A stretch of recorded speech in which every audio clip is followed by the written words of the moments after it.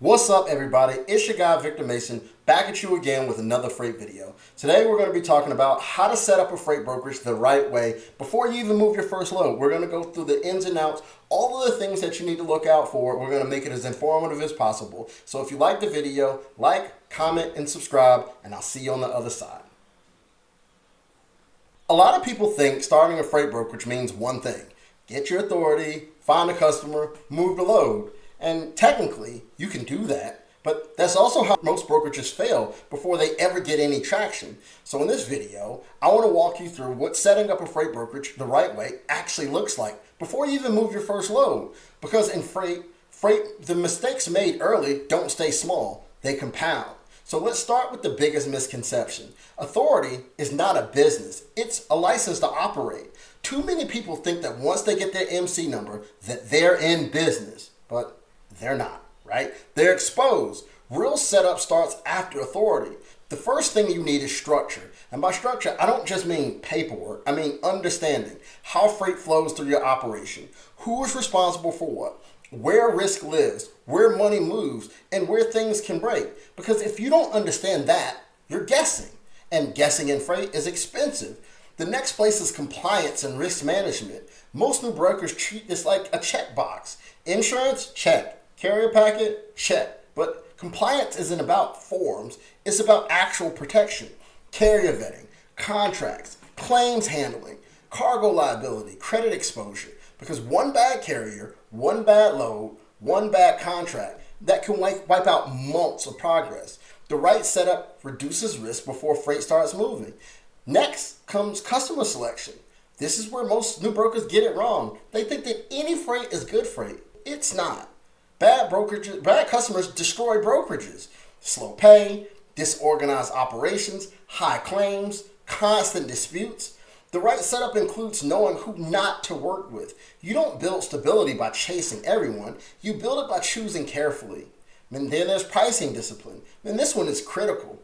New brokers only want volume. They underprice, they undercut, they accept razor-thin margins, and then they tell themselves that they'll fix it later. But pricing trains behavior. If you start cheap, customers expect cheap. The right setup includes knowing your costs, knowing your risk, and your margin requirements before you even quote a single load. Carrier relationships are another foundation. You aren't just posting freight, you're building a carrier network. So that means clear communication, fair rates, on-time payment, consistent lanes. Carriers decide whether you scale smoothly or struggle constantly. Strong brokerages treat carriers like partners, not placeholders. Now, let's talk about systems. You don't need a massive tech stack, but you do need discipline, a real TMS process, documentation standards, customer records, carrier records, and clear workflows. Systems don't slow you down, they protect you when volume increases. So most of the chaos in brokerage comes from growth without structure. Another key part of the setup is cash flow management. Freight brokerage is a timing business. You pay carriers before customers pay you. And if you don't understand credit limits, reserves, and payment cycles, you can run out of cash while doing everything right. Most brokerages fail while actively moving freight, and that's a setup issue. Now, let's talk mindset. This matters more than people admit. Year one is not about getting rich. It's about building something that doesn't break.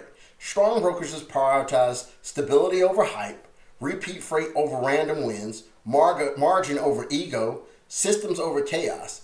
That mindset drives every setup decision. So here's the reality. Freight brokerage is simple in concept, but it is not forgiving.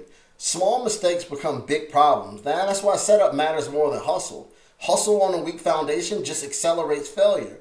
The brokers who survive and scale, they do one thing consistently. They respect the business before it pays them. They invest in structure. They learn from proven models. They minimize unnecessary risk. And they don't treat brokerage like a side project. They treat it like a real company. So if you're thinking about starting a freight brokerage, or you've already started and feel overwhelmed, here's the takeaway. Getting authority is easy. That's the easiest part. But building a brokerage that lasts is intentional. Some people try and learn this through trial and error. Others want speed, certainty, and structure from day one. And if you're in that second group, I work with a small number of clients where we help structure and launch freight brokerages the right way. Built to survive cycles, built to scale. Now, if that sounds like you, check the link in the description or comment freight and I'll send you the details. And if this video helped you, like it, subscribe, and I'll see you in the next one.